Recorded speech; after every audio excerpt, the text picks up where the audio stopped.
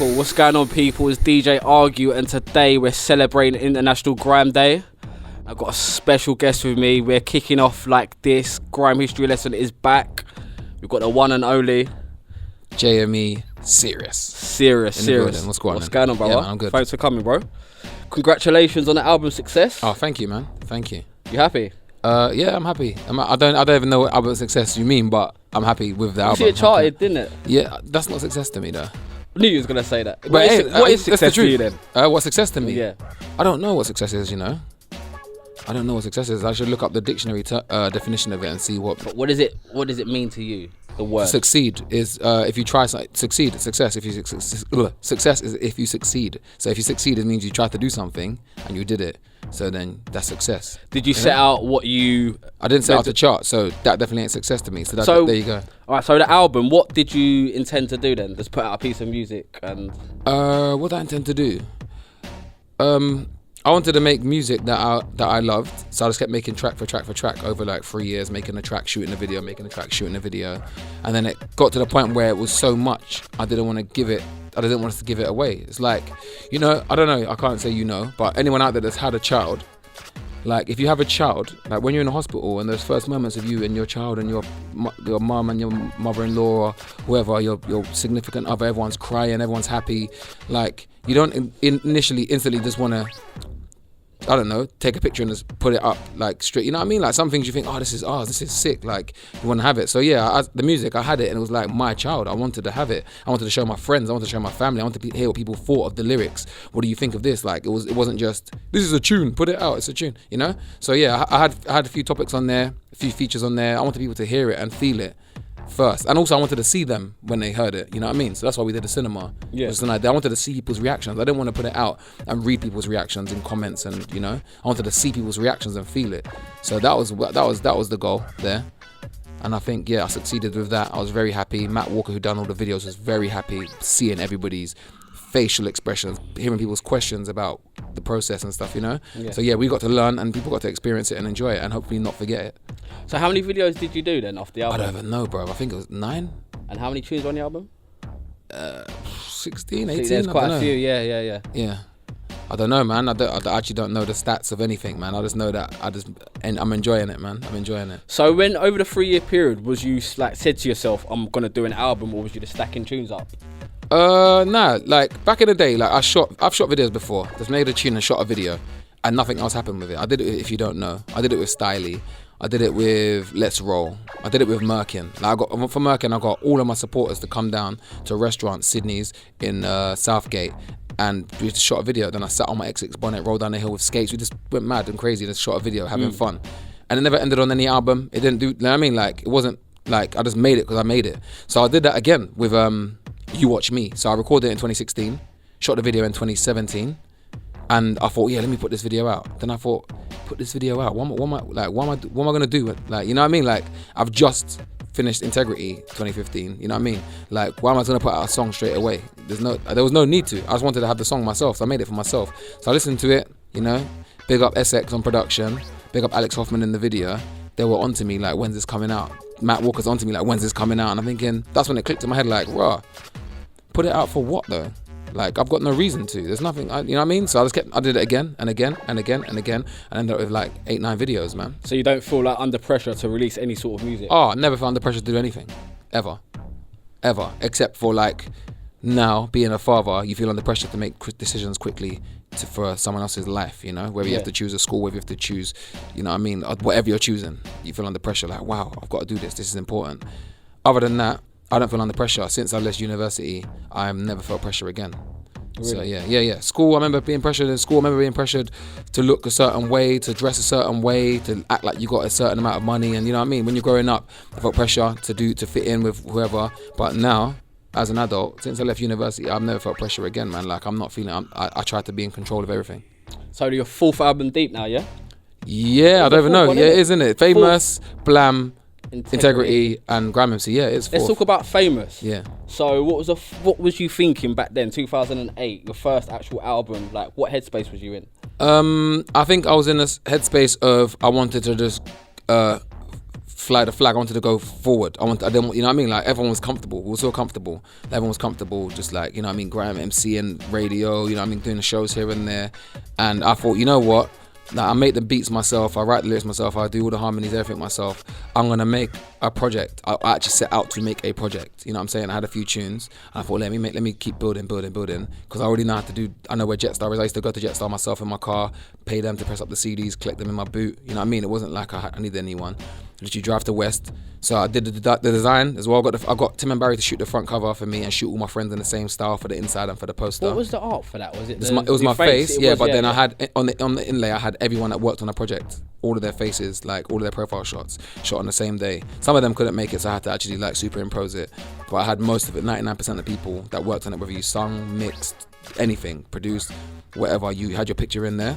And yeah, because I was doing the photoshopping myself on my computer from what I learned at uni, I was doing everything myself. So I thought, you know what, why am I just trying to be just an MC on radio when I can go and do this? I wanted to do something different. So I started making different beats, making tunes with more live instruments, more harmony, more singing, more vibe. You can remember Sun, Sea and Sand was a tune that stood out for me. Yeah, Grime Reaper produced that, I think. He produced that. It Grime sounds Reaper. like a Wiley / you. Grime Reaper, sort of. trust me, producers that I work with are always people that click straight away, and I think, right, you know what I mean? Grime Reaper was one of them. He was one of the first, and now it's Deco. You know what I'm saying? Now. Yeah, Grime Reaper was the first. Like when I heard him, I thought, raw. Like I couldn't believe it. I thought he was like a, what would you call it? A catfish. You know, like I thought it was like somebody that was hiding under an alias. If you know what I'm saying? Yeah, because even the hyping tune, it sounds like you. Mad. The beat sounds like you. Yeah, man. And 96. What is it called again? 96 bars of JME or something. I can't remember the one he did. He did 96 bars of something. Was it Fuckery? No, that was my one. That was Deco that made 96 Fuckeries. Yeah. But 96 bars of JME. I'm sure it's called 96 bars of JME. Can I Google it? I'm gonna have to Google it. But yeah, he made, look, bruv, I'm telling you, I'll tell you a story. I had to get him to come down to MSM studio to see he was a real person. Like I had to get him to come, like he was young as well. How did you meet? Was it MySpace days? I think so. He's not about now, is he? Yeah, it's 96 bars of JME. Yeah, it's 96 bars of JME. Yeah. Was that the first beat he sent you? No, he sent me bare tunes. He sent me. I've still got like 30 songs of his that I've never even played. I played them on stream once when I was streaming on Twitch. Yeah. But yeah, other than that, like he used to send me beats like 4 beats a day, 5 beats a day, zip files, like non-stop. He used to make, he didn't use just to make grime. He used to just make bare tunes of everything. He was in a band. You know what I'm saying? So yeah, I seen him like at a festival. Like, literally, I think like, you said the other week, yeah. At my festival, so yeah, he's still about doing his thing, man. But yeah, he was one of the first people that I clicked with, and I thought, right, this guy's beats, he can make me stop making beats. I'll be at ease just with his beats. Really? Yeah, 100%. Who else was on the production on the famous album then? Wow, I cannot remember, bro. I can't remember the tunes. All I can remember on there is Show, and I made Show. Yeah, Show. Sun, Sea and Sand. Yeah. What else was on there? What was on Famous? Famous. I made Famous myself as well. What else is on Famous? Let's get it out quickly. Yeah, what was it? Let me know what was on Famous. I'll tell you he produced on there. I'm sure Plastician was Go On My Own on there. Let's Go On My Own. Let me quickly check. Let's Go On My Own on there. Awa was on there. Awa, me. 1, 2, 3. 1, 2, 3. Wiley. It was on the end. That was on the end of what? That was on Wiley's album. Wiley's album. I don't know what album was at the time, but the last track at 3 minutes 33. That kicks in as an instrumental at the end. I remember listening to his album and it come on. I was like, wow, I can't remember. I said it in the bar. I listened to Wiley, and when it got to 333, that's why I called it 1, 2, 3 as well, because that made me start writing as well. So that was a Wiley beat. Go On My Own. Go On My Own. Punch in the Face. Go On My Own is Grime Reaper. Punch in the Face. You made that, didn't you? I made that, you yeah. made that, Punch in the Face, me. Yeah. Roadrunner was Roadrunner. Dun dun dun dun dun boom boom boom. Boom. No, it was. Oh my god! I wish I had the CD. We could play it. This is my brain's bugging out now. Ghetto Superstar. Ghetto Superstar. I can't remember either. You're killing me. I don't know who made these beats. Jay, man. My head's bugging out because I'm trying to think too much. Ghetto Superstar. That was a banger. Who made that? My head's bugging out, bro. One sec. Ghetto Superstar. Who made that? I might have to quickly. My head is bugging out. Genius, JME, Ghetto. Get a Superstar was made by, it's gonna kill me when I see it, because I know who made, what's the other tune you said a minute ago? Roadrunner. Plastician made Get a Superstar. Oh my God. Roadrunner, I know who made it, but I can't remember his name. His face is in my head right now. He's got a slit in his eyebrow. Yeah, his face is in my head right now, but I can't remember his name. His name's not coming to me. For some reason, DJ Q's in my head. It's not DJ Q. It is, what's his name? He bugged me out. He's not gonna get it. What's his name? No, stop. Because he also made, you know the tune where West was on the intro? Mr. V. Oh my God, it was bugging me. Yeah, Mr. V. It's because it's Q and V. Yeah, that's what it is. Yeah, Mr. V made, what's the song he said? Yeah. Get a Superstar, yeah. Not Get a Superstar, Plastician. Mr. V made Roadrunner. Yeah, and obviously you got Famous, I made it. Sunsea and Sad, Serious, I made it. Sunsea and Sand, Grime made it. So where was you recording back then? In my mum's house. Okay, so all of that was made at your mum's house, yeah? The same place on Risky Roads when I got the afro in that little room. Yeah, with the biscuits and that. Yeah, that's where I made everything. Yeah, exactly. Right. That's where that whole album was made, in that one room. Cool, you've got good memories there then. Yeah, 100%. Oh, and at MSM Studio. So is that where you grew up then?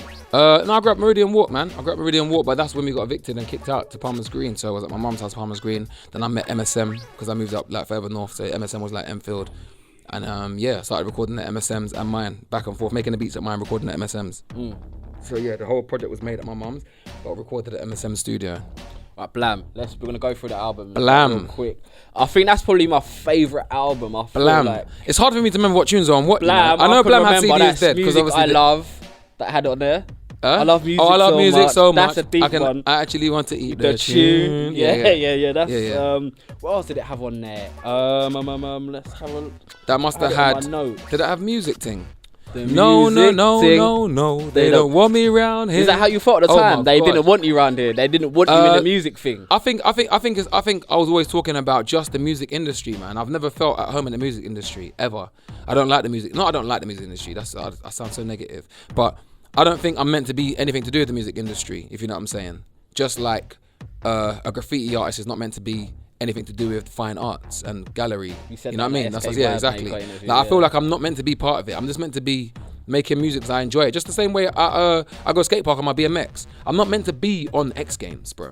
I'm not meant to be on X Games. I'm not trying to break my bone. I'm not trying to win anything. I'm not trying to prove anything to no one. You know what I mean? I'm not trying to do that. I'm trying to just get the sickest looking bike and do something sick in my area that's good, that I thought was sick when I'm growing up. You know what I'm saying? I'm not trying to compare to what the industry's telling me to do. Like I've got to do a 720 now because, you know what I mean, I've got to do or whatever. Nah, I don't care about 720. Spinning around on a bike, I don't think that's sick. You might be sick and you might get good points for it at the X Games, but just spinning around, I'll do 360s up top around. I don't really care about it. You know what I'm saying? I was trying to do techie tire taps and, you know what I mean? So yeah, that's how I see music as something I just had fun with.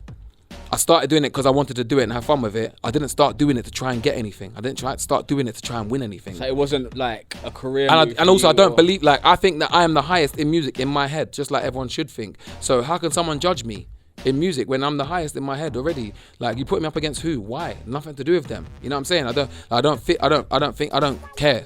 So yeah, that's what that was for. The music thing was like, it's just a music thing to me. Like, they don't want me around here. I'm not meant to be around here. Yeah, the beat suits it as well. Yeah, that was SX. Yeah, legend. Yeah. And what else did we have on there? Jay, you can't remember. I can't believe it. Blam, man. Blam. Blam. I just know because I remember the cover. CD's Dead. That's what I remember. I remember the cover of Blam was from CD is Dead. That was a freeze frame from the video. So I remember 2008. What was going on then? 2008. When you made that album. Was Iron Napa, Raven. That was when our music was being accepted as an actual art form and not just like something new. People were actually respecting the music now, and there was newer newer genres than grime. Like what's funky? Funky bass line. Like obviously with Iron Apple, so we're seeing music from all, and also not only are we seeing music from all over the UK, we're starting to realise that everyone from all over the UK is just as good at making music and having a good time and creating a vibe as us in London. So we started reaching out. Skepta started working with people. I started working with people. We started, you know what I mean? Who was you working with? Everyone.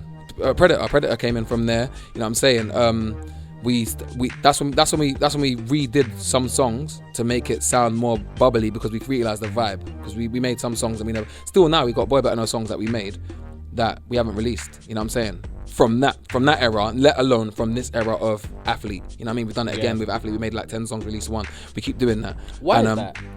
Because I don't know, man. I don't know, bruv. I don't know. I actually don't know. I can't tell you. It's just hard to get everyone in the studio. We get everyone in the studio. We make music. And then we have a plan. But I think it's just that everyone, like, Boy Better Know isn't a record label, or it isn't, you know what I mean? I was going to ask you, is it a crew? What is Boy Better Know? I don't know. It's just a family. It's just a group of people that just live their lives. That's it. Everyone's so separate and individual. Like, there's no one like Frisco. No one. None of us are like Frisco. No one in Boy Better Knows like Frisco. He is Frisco. That's him. You get me? He's so different. Set his own way. Jammer set his own way. Like Skeppy. Like, everyone's just so different. But we love music and we love our music. You know what I mean? We love our vibe. And we've grown together. You know what I mean? We've grown together. We've been there for each other at the worst times and at the best times. We've grown together. So yeah, we're just like people that weren't born living together, but we found each other, and that's it. We're just a group of people. So it's hard to get everyone together just to do something. Like, oh, get together so we can do this. No matter what it is, even if we had a photo shoot to be on the front cover of flipping, I don't know what it is, getting everyone there will be a myth. You know what I'm saying? So yeah, when we finally get everyone in the studio, whether it's in dribs and drabs or what, recording music, that's one thing. Getting it mixed and mastered and blah blah blah is another thing. And choosing what we're doing with it. What do you do? Can I, like, somebody might want to use it for their album. Like, oh, I've got my album coming out. Can I use this one tune? Or you know what I mean? Like, oh, can we all get back in and do this verse? Like, even now, I've got to do a verse for Frisco that I've done, and he told me to do another 8, and I've got to get in the studio to do it, and I haven't found the time. But he hasn't seen me to say, JME, man, you know what I mean? Because we don't even see each other like that as much as well. So I think it's just life, man. Life gets in the way, but we don't see it. Will be an album? If there's a reason for an album, yeah. I think albums should have a purpose. That's why I didn't want to make an album as well, because there was no reason until it got to the point where where the songs became like, yeah, there's a reason for this now. They have a theme. They have a reason to be one album. You know what I'm saying? Boy, but no, I don't think we have a reason to put out an album. You think there ever has been? Yeah, of course there has. In the past, yeah, 100%. There has been. When do you think that moment was? There was moments. There's been moments where we could put out albums, man, when there was reasons. We could have put one out when we did Boy Better Know Takeover. That's when people were saying it probably would have been a perfect Yeah, we could have dropped moment. one then, you know what I'm saying? But then it would have been an album for Boy Better Know Takeover. Like, yeah, we would have to drop, like, I don't know, you know what I'm saying? We could have done one when it was back in the day, when it was just Boy Better Know was just a mixtape, and then Wiley, Skeppy, boom, you get me? Everyone started coming in bit by bit. Jam was still in Neckle Camp, boom, boom, boom, boom, boom. When it was like, became a solid kind of like a crew, like everyone saw it as a crew, and like, you know what I mean? Could have dropped one then straight away when Roll Deep dropped theirs, you know what I'm saying? Drop one then. There's been times, but like I said, I'm not in it. I don't even know what an album is. Like, what's the purpose of an album? Like, going to make one, you know what I mean? What's the reason? Well, there needs to be a reason. There needs to be a theme or something. Boy Better Know it's just a crew with us gas, and we just do what we want when we want to do it. When we went Napa, we took over Napa. Napa was Boy Better Know. Like, we could have dropped one out. When was that? 2008? That was 2000 and... The first time I went to Napa was 2006. I was just an eye opener. So 07 was like probably like a bit of warms in. 08, 09, 2010, like any of them years there, 100%. What's it like? What was it like back then in Napa then? Tell us about your first experience. My first experience of Napa, I went out there with Mac 10, Crazy Titch. That was on a Crazy Times DVD, yeah. Was it? Yeah. Yeah, like I went out there, and that was like basically me being like them. Everyone was like my elders to me. You know what I mean? They was teaching me the way, showing me what's going on out there, going to the clubs, like, and I was like, yeah, this is mad. Like, it was like bigger than me. I was thinking, this is nuts. This is like, it's a culture that's from before me. You know what I'm saying? The garage guys, Creed, and everyone's been out there murking for years before me. I'm coming out there to see what's going on and think, wow, this is sick. There's a place we can go where everyone still speaks the same as us, and everyone's coming from everywhere to come and rave and party. So that was cool. But then as the years went on, I started to realize that we are bringing a mad vibe. Like, we are bringing people memories out there. People are coming out there to see us, experience us, and go home and say, yes, that was a sick time. Like, we're creating memories of people. So that made me value myself. That made me bread myself, if you know what I mean. I started to think, wow, man, JME, man, you know what I mean? Look after, like, this is sick what you're doing, you know what I'm saying? So I started taking care in it, going out there, doing everything ourselves, doing the flyering ourselves, riding around to hotels ourselves, giving out wristbands, selling tickets, going to the t-shirt pressing shops and pressing up the t-shirts for the people that are doing our flyering and you know what I mean, ticket selling for us and stuff. We went out there, we made lifelong friends out there. Hold that Dammy, you know what I'm saying? Hold that Sniper. We made lifelong friends out there. Met my partner out there. My wife. Oh, I met my wife. I met my wife in Cyprus. Wow. Yeah, you know what I'm saying? So yeah, man, like, it literally was a point where I realized, I'm an adult. Like, when you first got out there as well, from being someone over here that you don't, like, I never had a license, nothing out here. I had a provisional. Go out there, you just get a ped, get a quad, get whatever you want. Just go and do what you want. You felt so free. The sun's beaming down on you. Like, you just feel free. You felt free. Like, you get up in the morning, everyone's sleeping. Like, he's getting up. No one, shorty coming. Oh, no. Okay, to the beach. Like, you just felt free. It's like mad. I thought, this is sick. I'm saying no one's parents are out there. Like everyone you see in the ends normally is out there. No parents. It's just all the youths. Everyone, not youths, but all of us lot. You know what I'm saying? It's like you're free, innit? Yeah, I felt mad free. Wild? It was wild. That's the thing about freedom. Sometimes you forget yourself. So you're out there, you're thinking, raw, like, after you be out there for like a month, 2 months, you think, wait a minute, I can do what the fuck I want. I can do whatever I want. You know what I'm saying? So like, you think, raw. So some people got ahead of themselves and did things that were too over the top. You know what I'm saying? Did you? Nah, I never got shift once out there, ever. But I saw so many things happening. I thought, all right, I'm not doing that. Boom, I clocked that. Cool. Right and clock something. Okay, I'm not doing that. You get me? So I've seen too much to do something stupid. You know what I'm saying? I did do stupid stuff, but I was very, very calculated with it. You didn't get caught, basically. No, I never got caught. Never ever got caught. But I've seen the maddest stuff out of Napa. The amount of stories I've got. I don't have Instagram, innit? So I've got like, my Mac has got like, I don't know if it's 20 to 50,000 photos and videos of everything along my history from MySpace to now. And the videos I've got of people flying off their peds into restaurants. The videos I've got of people, like, what else? People anyway, forget it. The videos I've got. Carry on. The videos I've got and the pictures I've got are mad. Like, I'll say stuff in it, but obviously I'm never gonna show this. But I've got videos and pictures of people, girls like peeing over the wall and pooing over the wall to some bit there. Man are jumping down saying, "Where's the pee? Where's the poo?" Nah! And she's covering the camera. We're going crazy in the square. I got videos of man backing the biggest bottles of what is it? Nah, it's like a mixed concoction of mad drinks and stuff, going crazy. I got videos of man off their faces. Everything. I got madness on my thing. So yeah, like my whole childhood, my whole growing up, my whole adolescence in this game in INAPA anyway. Yeah, I've got it. I've got video evidence of everything, and I enjoyed it, man. It brought me into who I am today. And, really? Yeah, creating moments and having actual real fun, like real life fun, not digital fun. Having real life fun. Do you go back and watch your videos? Yeah, 100%, all the time. Like, yeah, whenever I add videos to my Mac, I always just hit the scroll wheel, and wherever it lands, click on one, just keep tapping forward. I go through all my memories all the time. Yeah. So, Integrity. Yeah. When did that come out? 2015. 2015, yeah. What was the story behind that? Right, Integrity. The story behind that is, again, I started making tune for tune. I put some out, like I said. I put out 96 Valkyries. I put out. What was on that? Yeah, but some of them didn't make it. Like, If You Don't Know didn't make it. Why is that? Because it's just like I said, I don't make albums for a reason. So once the album's getting made, I think, wait, this won't fit. And also, this is old now. This is mad old. That's the thing about putting out music.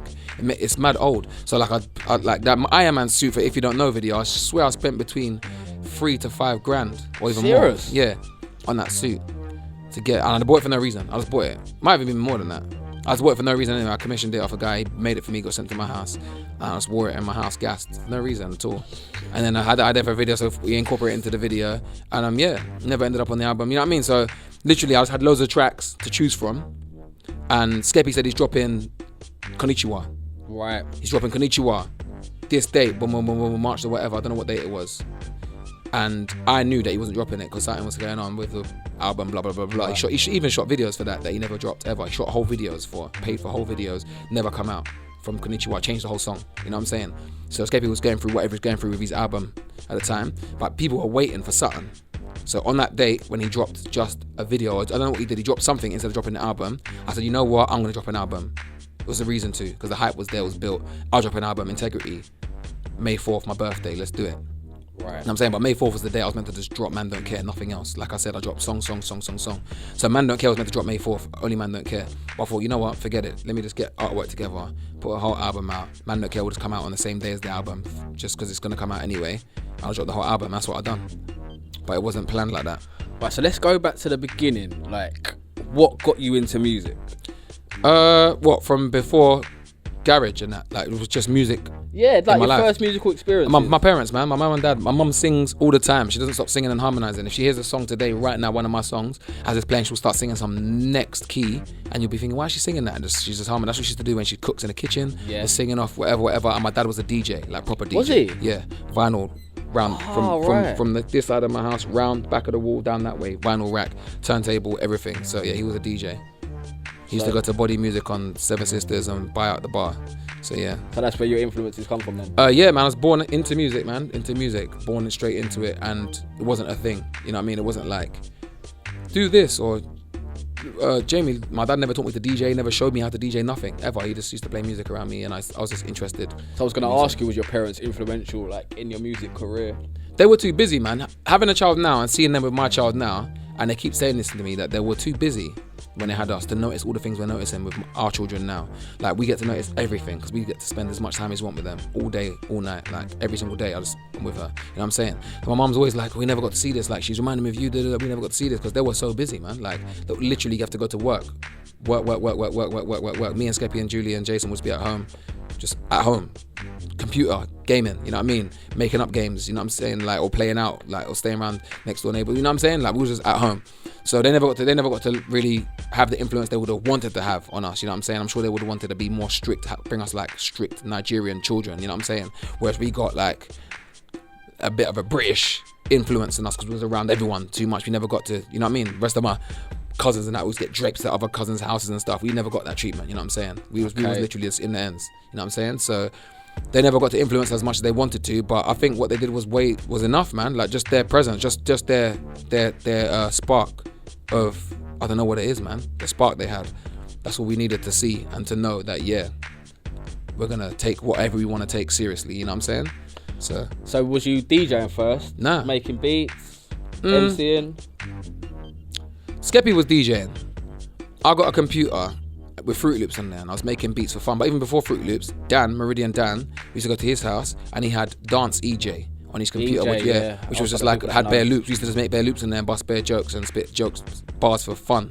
Like Paper Pabs, Balligan, Dan, me, Bossy, everyone. We used to just spit bars for jokes. I used to have bars about Mario Kart and stuff, remixing everyone's bars. It was for fun. And then I don't know if Music 2000 come after that or before that. You know what I'm saying? Mario Paint, all these things, all these little games that had little bits of music production in them. We used to just make music on them for fun. It was jokes. Even ringtones. I used to just make ringtones.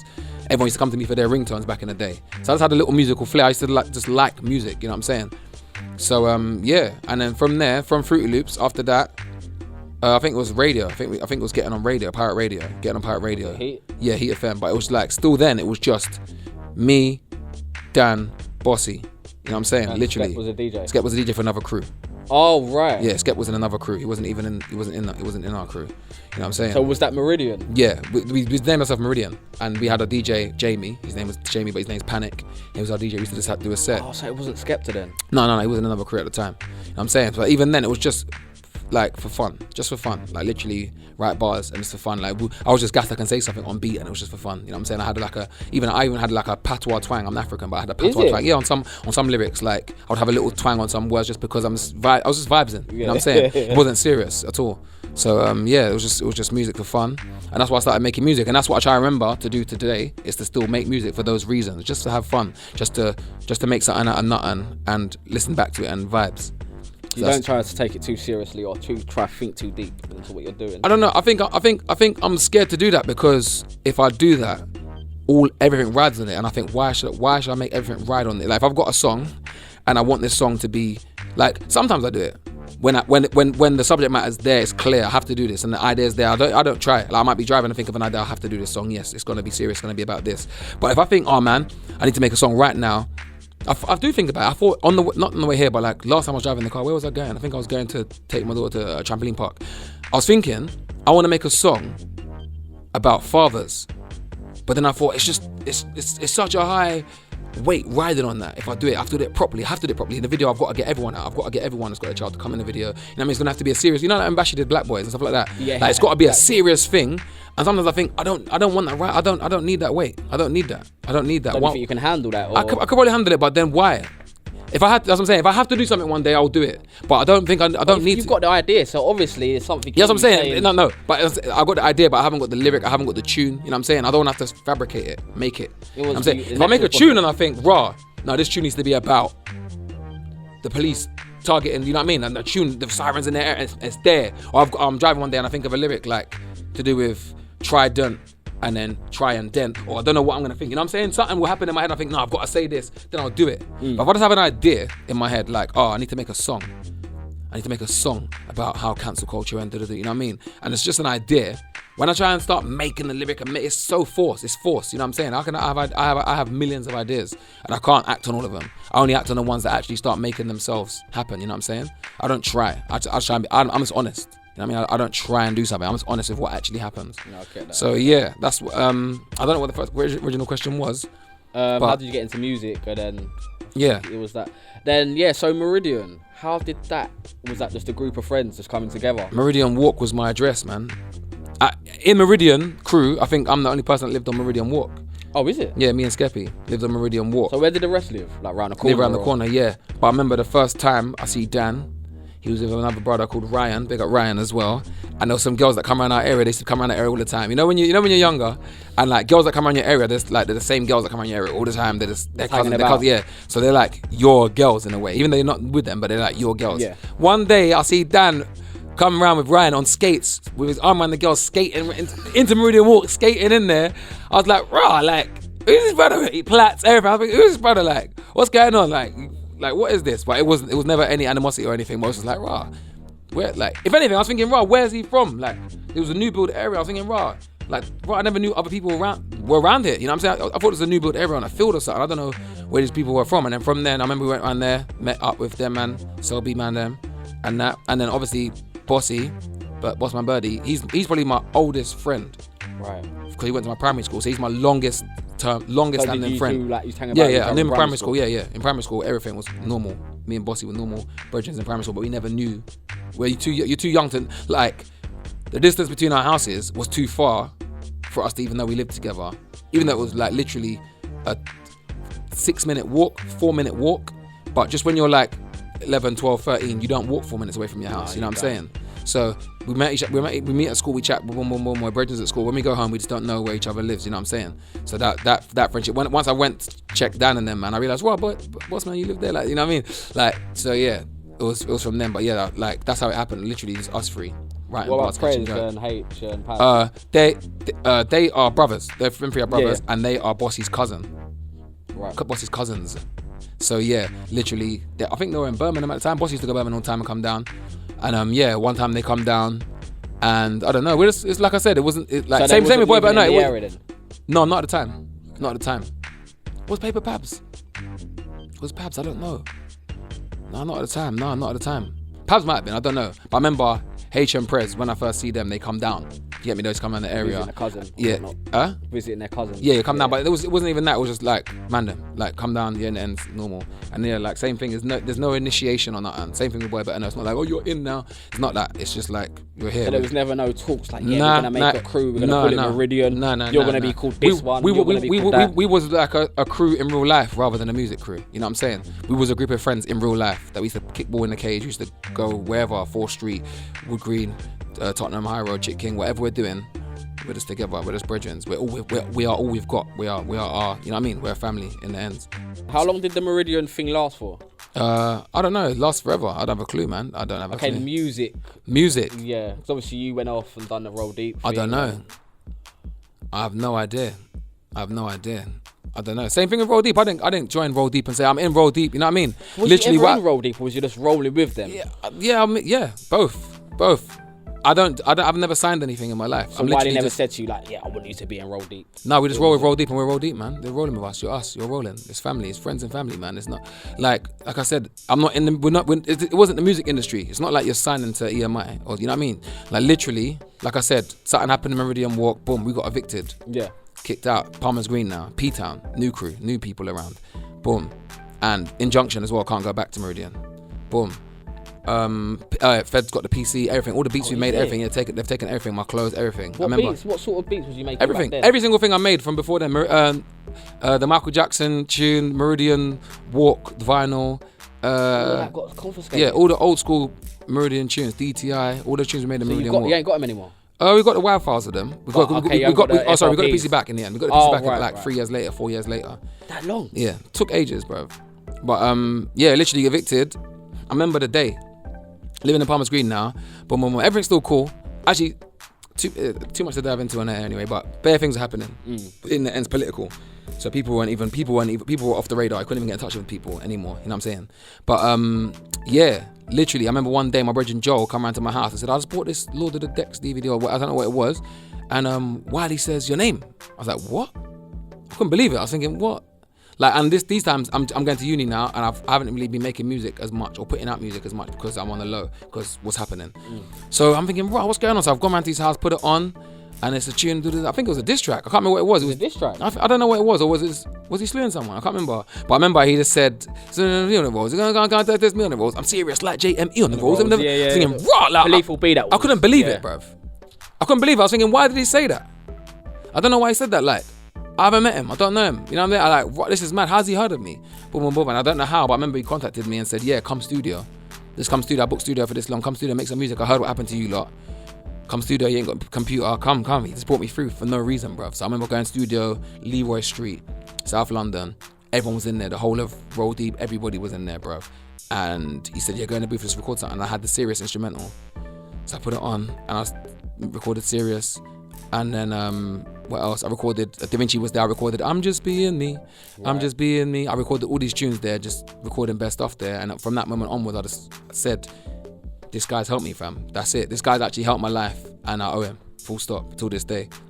To this day. So that was the start of you hanging about with Roll Deep? Yeah. That was it. And it was just family from there, man. Family from there. Everybody. No matter who comes in and out of the crew, any crew, like, if at one point I had love for you, it's forever, fam. Forever. So like, when people you can first started hanging about with him, who was like in Roll Deep at the time, or who was the group of spitters that you was going radio with, or everybody. Breeze, Trim, Scratchy, Flipping, even Mango was rolling. Everybody. Like literally everybody. There was that's why I met Maxi actually. Maxi as well. I met Maximum then.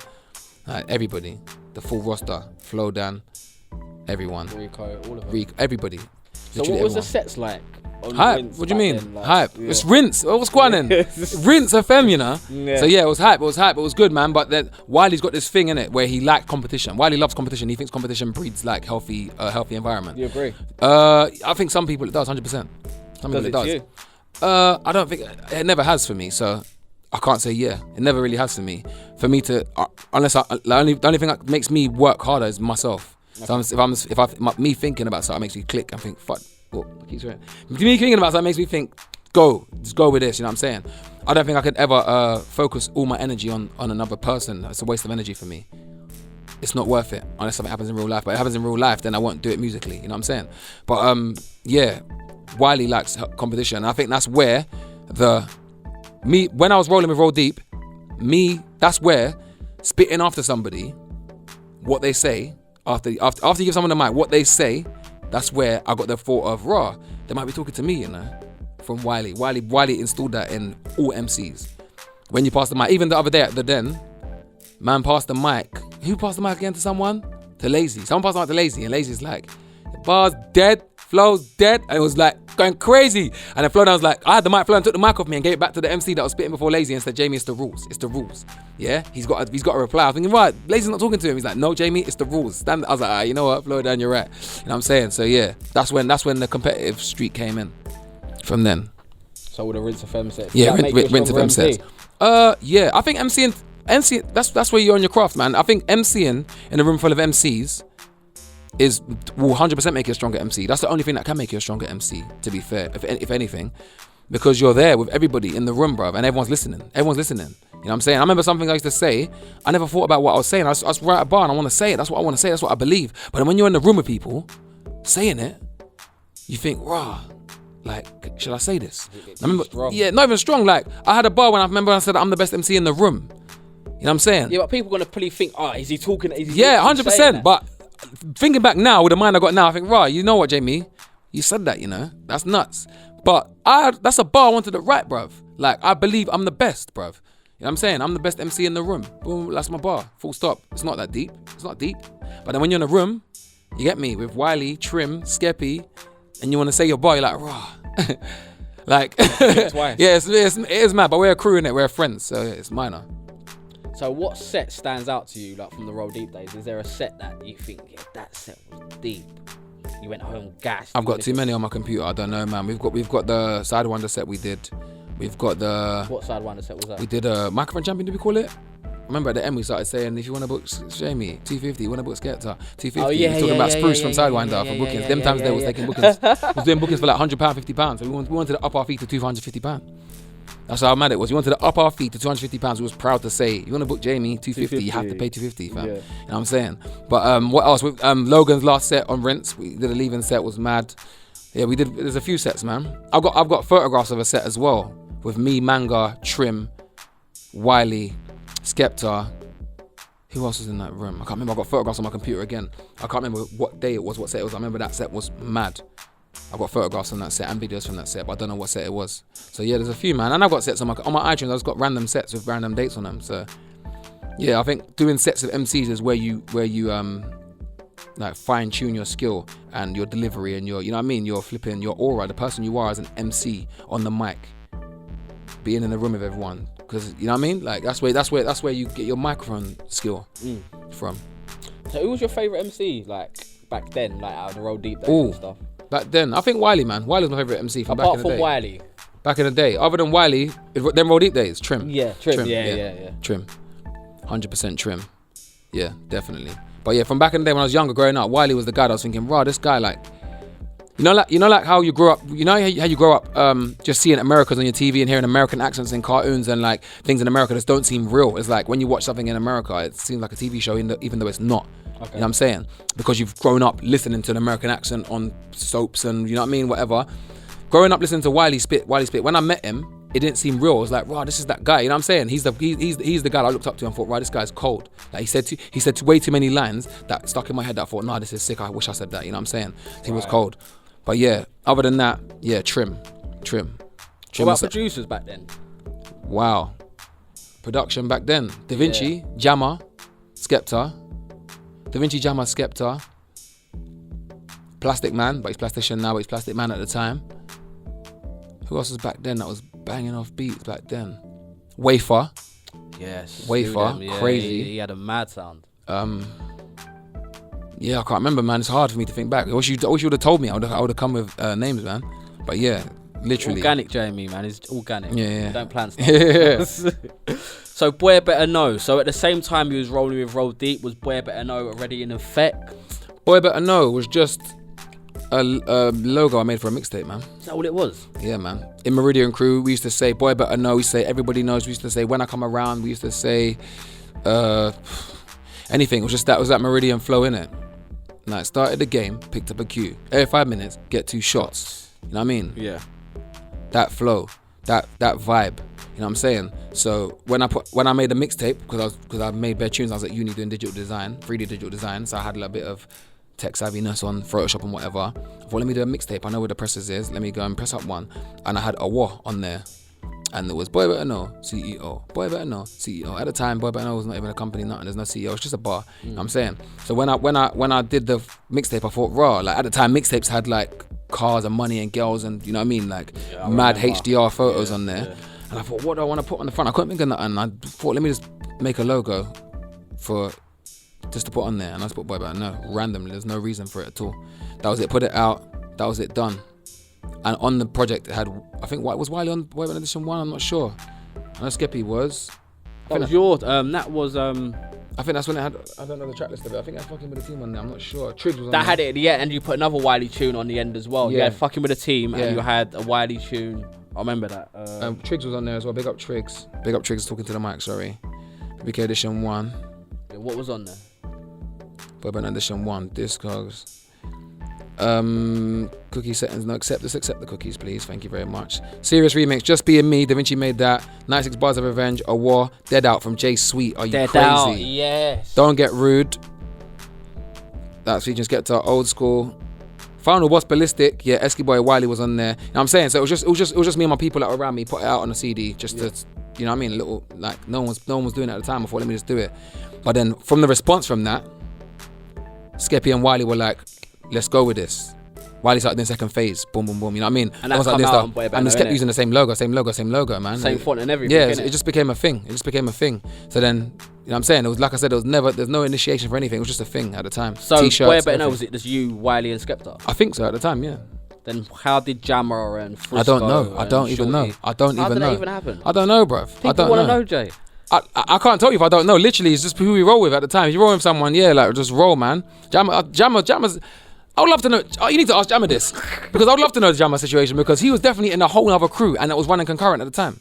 What, You know what I'm saying? Yeah, I remember Neckle Camp at the time. I remember the DVDs. I remember Temps and Knuckles. I remember, you know what I'm saying? I remember everyone. You know what I'm saying? So yeah, Jam started rolling. I don't know, man. Just roll, man. So there was never a point where it was like, yeah, you're Boy Better Nah, now. never. Like, There's never been a point where, oh, you're Meridian Crew. Never been a point when you're Boy Better. No, never been a point when you're Roll Deep. Never.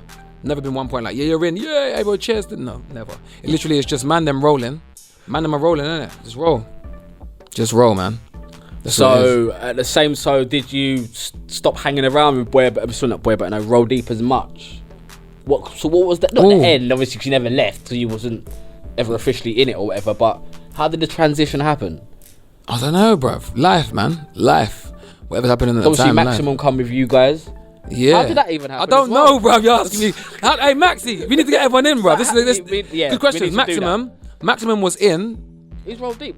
East Coast. East Coast before Roll Deep, yeah. And then obviously, what about Carnage was Roll Deep as well. Yeah.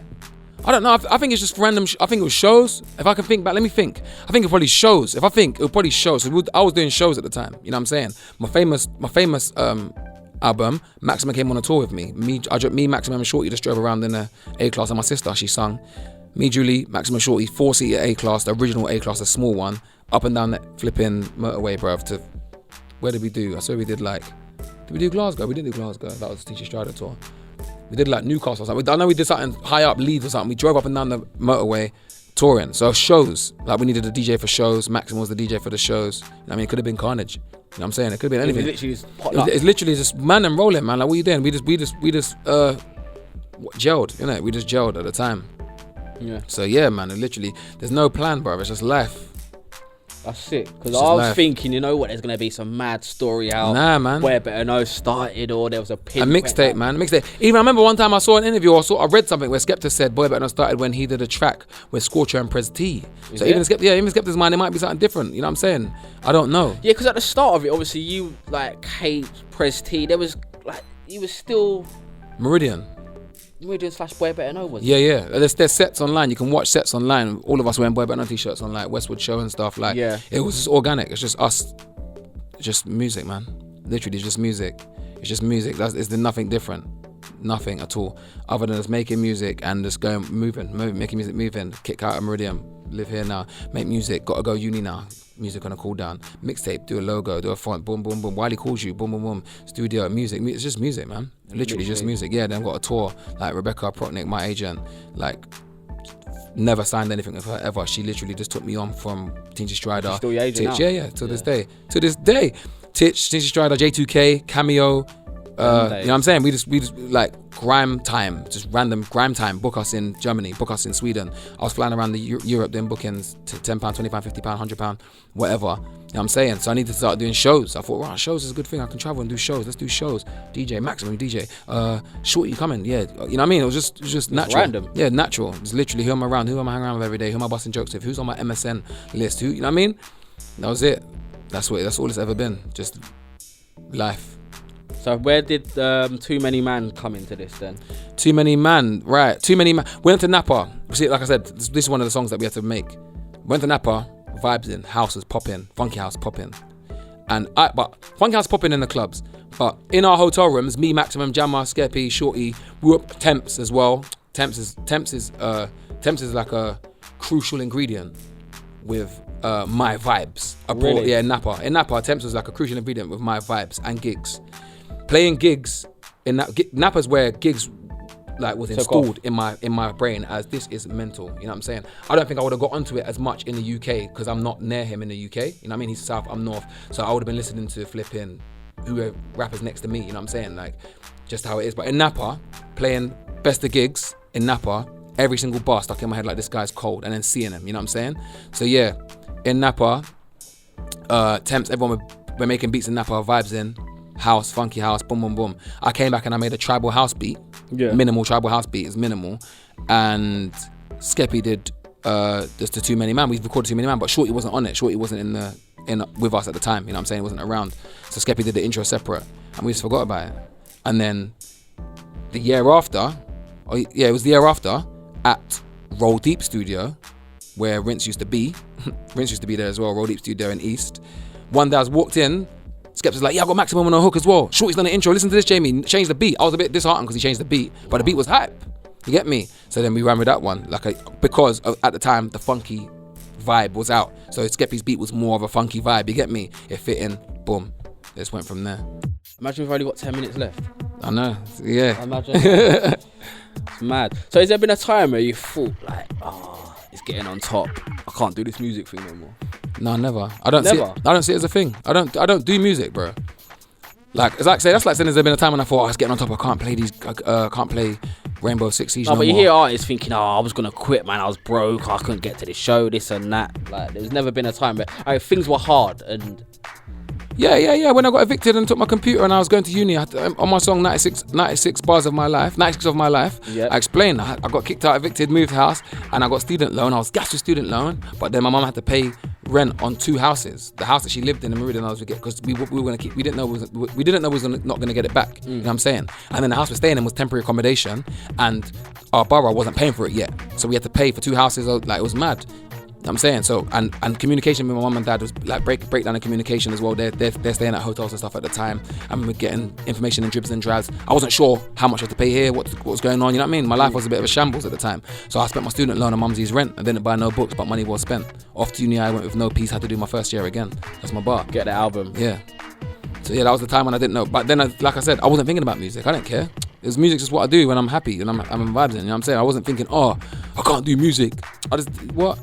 I ain't got time for that, you know what I'm saying? My sister had to get stitches in her thumb at the time. Things were going crazy.